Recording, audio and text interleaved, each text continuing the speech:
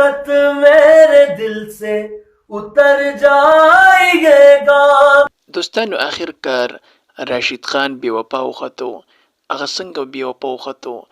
نو دوستانو هغه واده کړی دی خو د بلې جینۍ سره کړی دی او هغه جینۍ چې کوم ده هغه دا ده په سکرین چې مخامخ تاسو ته په نظر راځي.